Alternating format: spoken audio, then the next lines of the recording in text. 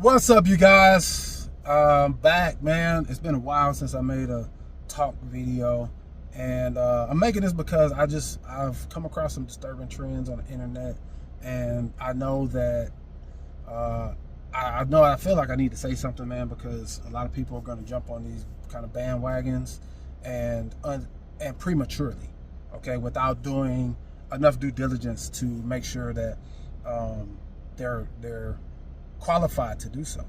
And so what I'm talking about today is BMI. All right, so BMI is body mass index. All right, there's a chart that you can Google online. It's basically taking your height and your weight and creating a chart. Okay, so there's different categories. There's severely underweight, that's someone who's really thin, and then there's underweight, and then there's normal. All right, and then there's overweight, and then there's obese, and then there's severely obese. Okay, and so Google this chart. If you've never done it before, Google this chart. It might make you more mindful of how you treat your body. It might tell you, hey, I need to get in the gym. If you fall in that red zone, you need to start thinking, and you're not super active, you might want to think about going and joining the gym or something like that. Okay, so I came across this post today, and so this lady posted The Rock. You know, Rock's all big and swole and stuff on the thing. Everybody's seen The Rock with his shirt off somewhere because it's everywhere. And so it's like, oh, well, The Rock's BMI is like 34 or something, so the BMI chart is useless. It says he's unhealthy.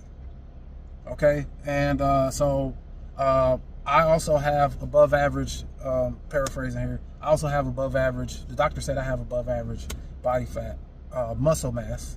So this chart is garbage. It's crap. It's useless.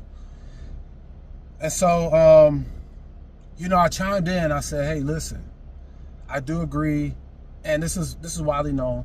The BMI chart is very limited in its application, right? Because if you're super fit, if you have muscle mass, like pretty much, if you have any muscle on your body whatsoever, you're gonna fall into the probably normal to overweight category. All right, and for the most part, that's something that you can put some stock into. All right, depending on a number of factors, which we'll get to later. So when you look at the BMI chart, you know, if you have any muscle whatsoever, like if you're like a heavier set person, you'll see that you probably fall into that overweight category. But there's some pictures floating around on the internet. I don't know if you guys have seen these. It's like a picture of the same beach. I think it's in California somewhere, where it's like 1970s. The beach looked like in the 1960s and 1970s. Notice how you can hardly even see anyone who's overweight, and if they are, they're definitely not morbidly obese. So what's the deal? Humans haven't changed. Jobs haven't changed. It's not like everybody in this picture was a farmer. What changed is the dietary advice. To stop eating healthy fats and start filling ourselves up with processed carbohydrates. That advice has created a $1 trillion processed food industry. And what do we have to show for it? In 1970, the #1 cause of death was infectious disease by far. And in 2015, circulatory disease, i.e. heart disease caused by being overweight, type 2 diabetes, and insulin resistance, is triple that of infectious disease. So the next time somebody gives you that typical health advice like eat less fat or eat less and exercise more. Contrast is staggering because you don't see a single person that's overweight in that video, in that picture from the beach, crowded beach in the 70s. And now it's hard to find a person that's not overweight. And so when we look at that and we see what the medication, the obesity rate has exploded. We see that medications have exploded. You know, we see all these things that have increased. And so we say, what is the difference? The difference is not that everybody got a gym membership and now we have more muscle mass. The difference is we live unhealthy. We live more sedentary lives, and we eat worse foods with worse ingredients on a more consistent basis. So we're eating out more. We're eating more processed junk. We're eating more foods with all kinds of preservatives in them, and we're less active. That is a recipe for obesity. All right. If I want to tell you how to get obese, I would say do what we do today. All right, especially if you live in America. Okay. So all that being said, like there's some things you can use to qualify or disqualify BMI chart from how it applies to you. Like myself, for example, I consider myself like a prototype for saying, hey, BMI chart doesn't apply to me. But you have to have, I would say, at least 3 of these to look at a BMI chart and say it doesn't apply to me. Okay, number one is acceptable body fat range. Okay, so for ladies, I would say mid-20s or lower is a mid-20s, depending on age. Now, if you're old, if you're over 50, probably go up by 5% or so. If you're over 50, probably go up by 5. All these numbers round up by 5%. Okay, I would say mid-20s or lower for the average woman. I would say for guys, mid-teens or lower. Then you can start to say, hey, the BMI chart might not apply to me, but you can't fully eliminate it yet. Okay, stay with me. All right. Secondly is your strength. All right, if you say you have more muscle mass than the average person, then quantify that. How strong are you? What can you lift? Okay, because people who are heavier, people who are obese, by default have more muscle than people who are not, because you're carrying more weight. There's more resistance to carry around every day. If the body I'm carrying around every day versus at 120 pounds versus 320 pounds, my body's going to have more muscle by default. So that is not, more muscle mass is not a disqualifier for a BMI chart. All right, more muscle mass plus low body fat, now you're on to something. That's two. That's two. So you might be on your way to being able to say, hey, I don't really have to pay attention to body mass index chart. All right, number three is how fit are you? What is your cardiovascular shape? Because we all know that obesity is going to more than likely lead to some form of heart disease.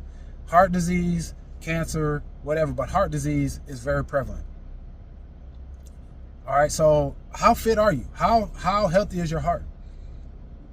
How fast can you run a mile? All right, and it doesn't have to be running, because for bigger people, you could be in great shape, but you're just heavier set.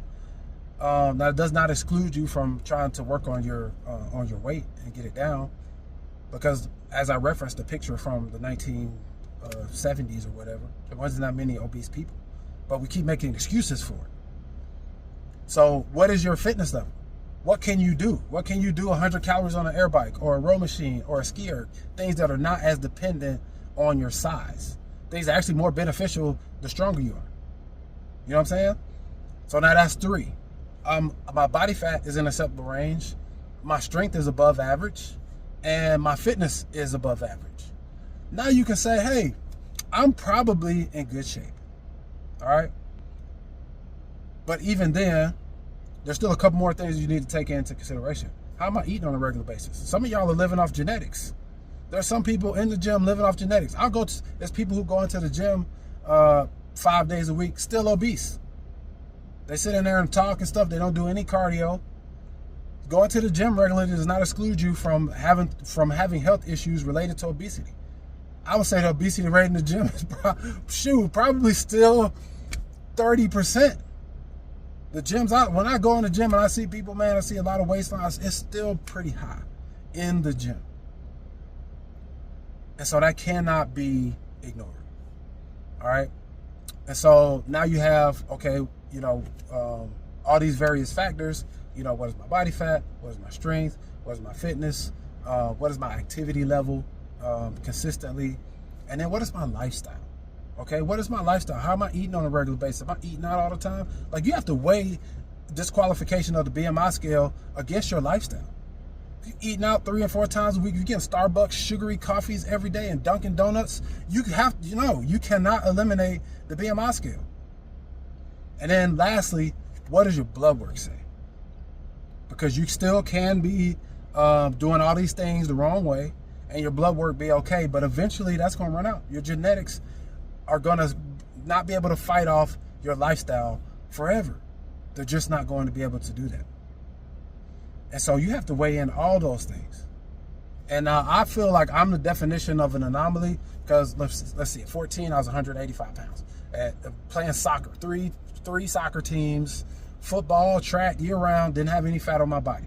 At 15, I was 205 pounds. When I graduated high school, I was 210, 12 pounds or so. I've always been a big guy. And now that I'm older now and I can just add more muscle because I'm not trying to compete in sports, you know, now I'm into the obesity category, but I fit all of the categories. My blood work is good. My body fat is low. My strength is high. My fitness is high. I'm about to run a 5K in a minute. All right? I want to run a 5K in a minute. When's the last time you ran a 5K? When's the last time you did something to quantify dismissal of the body mass index scale? So I just want to make this video, man, just to make people look. You can't just jump on these bandwagons, man. And The Rock is not. The Rock he's suffering the consequences of some of his drug abuse in the past, and maybe even current. So he is not an example, because the body mass index is a health scale, and he's not healthy right now. He's not maximizing his health based on his lifestyle. So keep that in mind, guys, and don't forget that you're on your own. You are on your own. So the more you know, the more you take into account, the better. I'll holler at y'all next time. Peace out.